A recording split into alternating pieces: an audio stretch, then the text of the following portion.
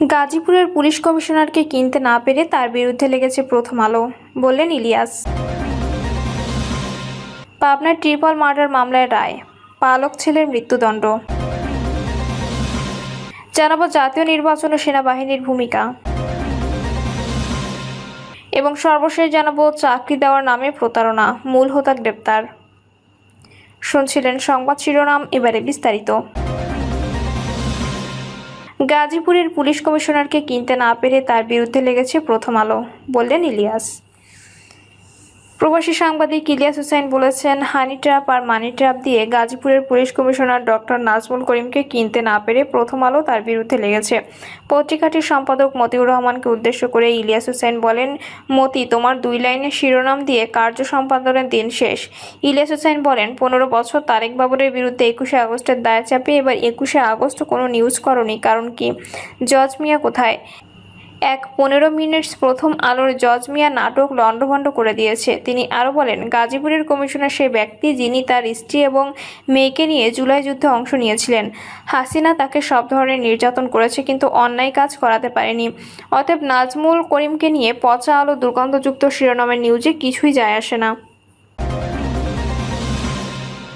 পাবনায় triple murder মামলার রায়, পালক ছেলের মৃত্যুদণ্ড। পাবনায় ট্রিপল মার্ডারে অভিযুক্ত পালক ছেলে তানভীর হোসেনের মৃত্যুদণ্ডের আদেশ দিয়েছে আদালত। একই সঙ্গে তাকে 50,000 টাকা অর্থদণ্ড দেওয়া হয়েছে। দুপুরে অতিরিক্ত জেলা ও দায়রা জজ মোহাম্মদ তানভীর আহমেদ এ রায় ঘোষণা করেন। দণ্ডপ্রাপ্ত তানভীর নওগাঁর মহাদেবপুর উপজেলার হরিপুর গ্রামের মৃত হাতেম আলীর ছেলে তানভীর। তিনি তৎকালে পাবনা ফায়ার সার্ভিস স্টেশন মসজিদের ইমাম ছিলেন। আদালতে পাবলিক প্রসিকিউটর গোলাম সরওয়ার খান জুয়েল বলেন, 2020 সালের 31শে মে গভীর রাতে টাকা পয়সা স্বর্ণালংকার লুটের জন্য তানভীর পালক বাবা, মা ও বোনকে ধারালো অস্ত্রের সাহায্যে নৃশংসভাবে হত্যা করে। দীর্ঘ বিচারিক প্রক্রিয়া শেষে তাকে 3টি মৃত্যুদণ্ডাদেশ দিয়েছে আদালত। অবসরপ্রাপ্ত ব্যাংক কর্মকর্তা আব্দুল জব্বার ও তার স্ত্রী সুম্মা খাতুন নিঃসন্তান ছিলেন। তিনি একদিন বয়সী শিশু সানজিদাকে দত্তক নিয়েছিলেন।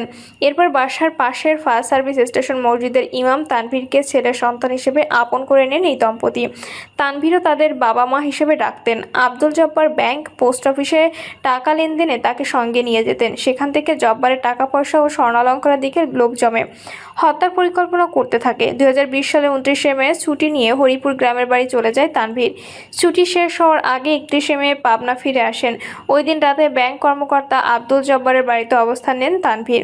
রাত 2টার দিকে ঘুমন্ত অবস্থায় আব্দুল জব্বার তার স্ত্রী সুম্মা খাতুন ও মেয়ে সানজিদাকে কুপিয়ে হত্যা করেন। পরে রক্তমাখা কাপড় চোপড় ধুয়ে নগদ 2 লাখ টাকা, 1 লাখ ভারতীয় রুপি ও স্বর্ণের গহনা নিয়ে বাসায় তালা দিয়ে সটকে পড়েন। এ ঘটনায় নিহতের ভাই আব্দুল কাদের বাদী হয়ে পাবনা সদর থানায় একটি হত্যা মামলা করেন। জাতীয় নির্বাচনে সেনাবাহিনীর ভূমিকা। জাতীয় সংসদ নির্বাচনের সম্ভাব্য একটি সময় ঘোষণা করা হয়েছে। গত 5ই আগস্ট জাতির উদ্দেশ্যে দেয়া ভাষণের সময় অন্তর্বর্তী সরকারের প্রধান উপদেষ্টা প্রফেসর ডক্টর মোহাম্মদ ইউনূস এই সম্ভাব্য সময়ের কথা জানান। তিনি সেদিন বলেছেন, 2026 সালের ফেব্রুয়ারি মাসে রমজান শুরুর আগে জাতীয় সংসদ নির্বাচন অনুষ্ঠিত হবে।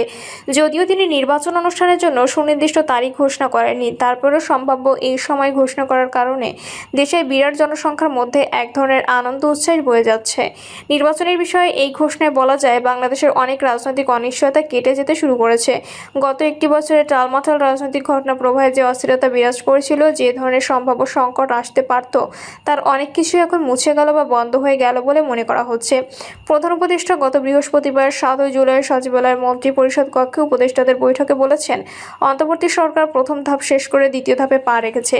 এখন দেশে নির্বাচন অনুষ্ঠানই মূল কাজ। সুষ্ঠু নির্বাচনের জন্য আইনশৃঙ্খলা বাহিনীর সংখ্যা বাড়ানো হবে বলে উপদেষ্টা পরিষদের বৈঠকে সিদ্ধান্ত হয়েছে। প্রেস সচিব শফিকুল আলম জানান, নির্বাচনের দায়িত্ব পালনের জন্য আইনশৃঙ্খলা বাহিনীর সদস্য আছে 8 লাখ, সেটা আরও 50,000 বাড়ানো হবে। নির্বাচনে 60,000 সেনাবাহিনীর সদস্য দায়িত্ব পালন করে, এর সংখ্যাও বাড়ানো হবে। প্রেস সচিব আরও জানান, বর্তমানে আইনশৃঙ্খলা পরিস্থিতি আগের চেয়ে ভালো। অন্তর্বর্তী সরকারের দেশ পরিচালনার জন্য সেনাবাহিনী এখনও মাঠে মোতায়েন রয়েছে। সুষ্ঠু নির্বাচনের জন্য মাঠ প্রশাসন যাদের সঠিকভাবে কাজ করে সে ব্যাপারে নির্দেশনা দিয়েছেন প্রধান উপদেষ্টা।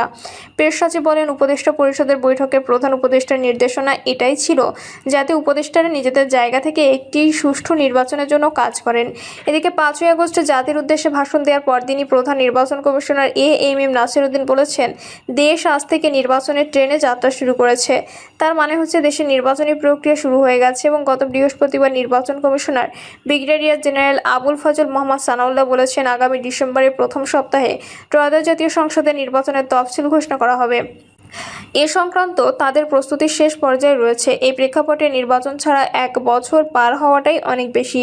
তারপরে শেষ পর্যন্ত যে নির্বাচনের ঘোষণা এসেছে সেটা অবশ্যই সাধুবাদ পাবার যোগ্য। বাংলাদেশের প্রধান রাজনৈতিক দল বিএনপি সহ বেশিরভাগ রাজনৈতিক দল সাধুবাদ জানিয়েছে। নির্বাচনের সম্ভাব্য সময়সীমা ঘোষণা করার পর নির্বাচনের জন্য উন্মুখ লোকজন নির্বাচনী উচ্ছ্বাস ফিরে পেয়েছে। তবে চলমান বাস্তবতায় বেশ কিছু ঝুঁকি ও সংকট রয়েছে। সুষ্ঠু, অবাধ ও নিরপেক্ষ নির্বাচনের জন্য এই বাস্তব ঝুঁকি ও সংকটকে মাথায় নিয়ে সামনে এগোতে হবে। নির্বাচনী প্রধান উপদেষ্টা ও নির্বাচন কমিশনের পক্ষ থেকে নানা ধরনের ঘোষণার পর বিএনপি যুগ্ম মহাসচিব সৈয়দ ইমরান সালেহ প্রিন্স বলেছেন, জনগণের দীর্ঘ প্রতীক্ষার অবসান ঘটেছে। নির্বাচনের দামামা বাজতে শুরু করেছে। নির্বাচনী ট্রেন চলতে শুরু করেছে। আগামী রমজানের আগে নির্ধারিত স্টেশনে এই ট্রেন পৌঁছাবে। এবারে নির্বাচনে ধানের বাম্পার ফলন হবে। নির্বাচনে সেনাবাহিনী মোতায়েন করা হবে সেটা মোটামুটি নিশ্চিত। প্রধান উপদেষ্টা সেনাবাহিনী মোতায়েনের যে কথা বলেছেন তাতে পরিষ্কার যে আগামী নির্বাচনে সেনাবাহিনী মোতায়েন করা হবে। এতে জনগণের মনে সেই আশা দানা বাঁধছে, যে আশা বারবার তারা করেছে। এই বাস্তবতা সামনে রেখে সেনাবাহিনীকেও কাজ করতে হবে। সত্যিই এদেশে সুষ্ঠু সুন্দর একটা নির্বাচন বড় বেশি দরকার। এজন্য সেনাবাহিনী নিরপেক্ষ জায়গা থেকে গুরুত্বপূর্ণ ভূমিকা পালন করতে পারে। এদিকে বিএনপির স্থায়ী কমিটির সদস্য এবং প্রভাবশালী নেতা সালাউদ্দিন আহমেদ বলেছেন, জনগণ একটি নিরাপদ, নিরপেক্ষ, স্বচ্ছ নির্বাচন চায়। বর্তমান প্রেক্ষাপটে পুলিশের কাঠামো রাতারাতি বদলানো সম্ভব নয়। তাই নির্বাচনকালীন নিরাপত্তার মূল দায়িত্ব সেনাবাহিনীর হাতে থাকা উচিত। গত বৃহস্পতিবার রাজধানীর গুলশানের নিজ বাসভবনে সাংবাদিকদের সঙ্গে আলাপকালে এই কথা বলেন বিএনপির এই শীর্ষ নেতা। সালাউদ্দিন আহমেদ বলেন, দেশের রাজনৈতিক দলগুলোর মধ্যে আদর্শগত পার্থক্য থাকলেও জাতীয় ওই ইস্যুতে এক টেবিলে বসার পরিবেশ তৈরি করতে কাজ করছে বিএনপি। বাংলাদেশপন্থী ও মধ্যপন্থী দল হিসেবে জাতীয় স্বার্থকে অগ্রাধিকার দিয়ে সব মত পথের সঙ্গে আলোচনা চলছে বলে জানান তিনি। অন্যদিকে আগামী ফেব্রুয়ারি মাসে জাতীয় নির্বাচনের প্রস্তুতি নিয়ে নির্বাচন কমিশনে চিঠি পাঠায় প্রধান উপদেষ্টার কার্যালয়। এ প্রসঙ্গে সালাউদ্দিন আহমেদ বলেন, জাতি এই ধরনের উদ্যোগেরই অপেক্ষা ছিল। এখন দ্রুত নির্বাচন সংশ্লিষ্ট আইন প্রণয়ন করা জরুরি।